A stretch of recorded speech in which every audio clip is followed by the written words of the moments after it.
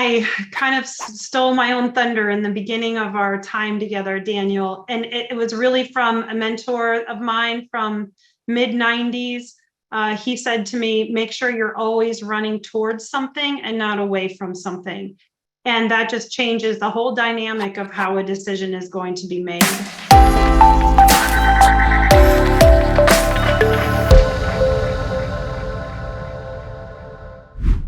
I mean, you're spot on to be reminded of the employee owns the process, and it's their career. Nobody cares about their career more than they do. And when we do this session with managers, their shoulders are up here because it's so stressful for them to think about telling their employees what they should do next. That's incredibly stressful to have that weight on their shoulders, that they are the ones that are supposed to advise their team on what they should do next. And what we've done is we've said, remove that weight. That weight is gone. That is not your job as a manager. The employee has to figure it out. And then the manager coaches, advises, connects, supports, sponsors, gives feedback, whatever that looks like. And so the manager's shoulders are up here. And by the end of the session, they're down here because they're like, oh, thank goodness, I don't have to figure this out for everybody, because I got to figure it out for myself, by the way. There is that interesting assumption we put on ourselves that we have to have the right answers all the time. And for us to be more informed, to help us recognize, wait a minute, we may not need the right answers in the way that we think. It might be a little different. Yeah. So let me ask you a question. I've not seen this question yet, but I think this is often one that we will think about as a concern. And the question is, so what if we talk about career development and we have conversations and then they leave? That's not in my best interest. I'm just helping them get ready for another gig somewhere else. Why should I do it? And I'm being a little purposefully, extreme in this, but that's a legitimate concern. As you're hearing this, Taura, how do you respond to that?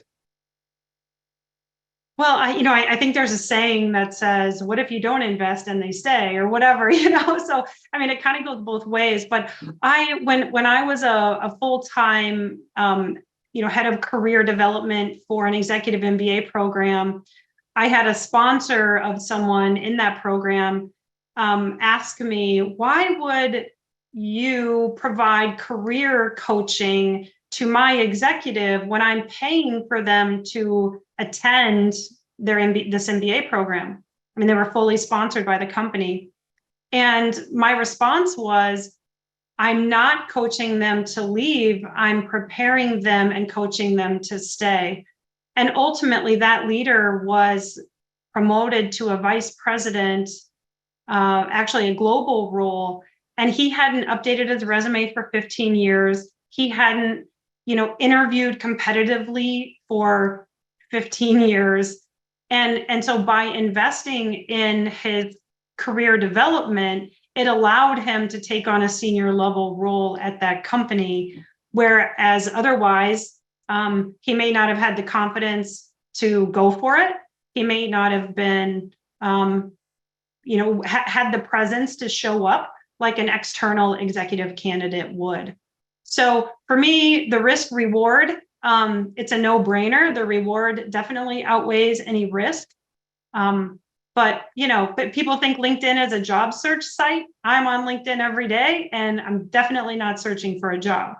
So I view it as a networking site and a connecting site. So it's all your, frame of mind and how you're viewing things. That's a great one. And again, as there are other questions, please, for our listeners, please feel free to jot this in the Q&A. We'll be able to address it here on this topic, or frankly, any other topic that might be on your mind, as we all are striving to develop and strengthen people in various ways. I want to go back to something, Taura, you mentioned. You haven't said the word control specifically, but I keep thinking about that as one of those mindsets that sometimes the organization can get into. We need to control the conversation. We need to make sure they're not loose ends, or that there's different expectations that might be unfulfilled, or we can't give exactly what they want. All of these different well-intentioned, often, mindsets. How do you balance the level of control that the organization can have or let go of, and essentially what level of control the employee can have, especially within this topic of career management? How do you balance that sense of control? Or is that even the right mindset to even have these conversations well? Well, I mean, I think this is where the HR strategy and the talent systems and the foundational support for career development is an important part of this process. I mean, at the end of the day, we're always going to have managers going rogue and doing things that might not necessarily be in line with the goals of the initiative. I think that's where, HR business partners can really be that strategic arm and support for their managers to help them and guide them, ensure that they are utilizing these discussion guides or these resources that are being shared. I don't think anybody wants to make false promises. When I first started speaking on Lead Your Career with Stewart Leadership a number of years ago, someone in the audience said, so if somebody says I'm in marketing and I want to go over to finance, are you saying that we should just let them do that? Absolutely not. My guess is they don't want to go from marketing to finance. That they haven't gone through the career planning process. So why don't we help them figure out what is it they really want, and then find a way to expose them to different things and support them. So this is not about entitlement. This isn't about employees, getting everything that is on their list of wishes. Nothing like that. This is just about intentionality, making strategic decisions, not getting wooed away from our companies for an extra $5,000, doing the same job. So it's not a growth opportunity, same job. I'm just going to make a little more money. Let's just allow people to be more strategic in how they make these decisions. Yeah, great points. Okay, so if an organization hearing all this, they say, all right, where do I start? What makes this sense? Well, what's the first thing that I need to do? How would you reply to an organization saying, for career development, where do we start with this? Yeah. Well, I mean, naturally, I always want to just start because I'm so curious and I have a lot of questions, and I would just welcome like an introductory call to kind of dig in and learn what they're doing now, what's working, what isn't working. I do love to bring the Lead Your Career workshop to life.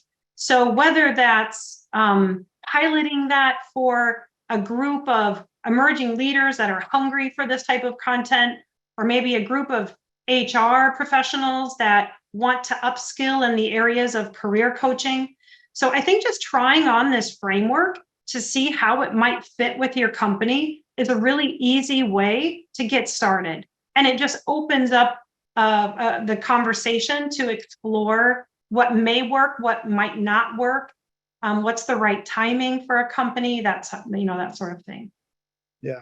Well, and the other question I have for you is, there are so many tools that you have in your toolbox related to career development.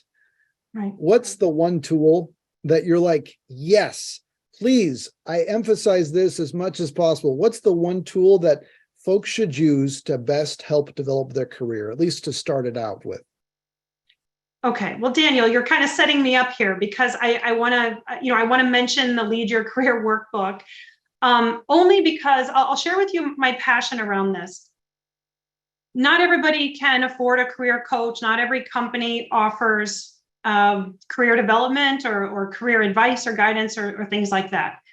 So a year ago, about a year and a half ago, I just became very passionate about creating a self-directed opportunity for people to work through this process. So for those on the call, you may not know this, but my undergrad was in finance. So, I mean, I'm very analytical, I'm very process-oriented. So for a decade, I was learning from 15 to 20 experts in the career space, from all over on personal branding and resumes and career planning and you name it. And I the 10,000 hours is probably real. And this system, this Lead Your Career system, curated all of that insight into a step-by-step guide and process in a self-directed way. And so for somebody who's really figuring out that career exploration, I feel like that's a one-stop shop that curated 10,000 hours of content. For other areas, like if somebody's focused on a job search, that's a different resource. If somebody's really wants to dig into revamping their internal resume or their resume in general, I've got a resume resource. So I've got little onesie, twosie resources here and there. But the workbook really was intended to curate this into a process that can be easily followed by anyone. That's fantastic. And it sounds like they can go to, where can they find this workbook, by the way? Well, the easiest thing to remember is leadyourcareer.com. Yeah. So we've made it easily accessible just for those people that are really needing something quick. Okay. Okay, last question for you, Taura, unless there are other questions here. Last question is, what is the best piece of advice? What is the best piece of advice that you would give to others as they're navigating and building their careers? What is, you've given so much advice, you've heard so much advice. What is one that really stands out to you that you would give to help people manage and grow their careers? Well, I kind of stole my own thunder in the beginning of our time together, Daniel. And it was really from a mentor of mine from mid-90s. He said to me, make sure you're always running towards something and not away from something. And that just changes the whole dynamic of how a decision is going to be made.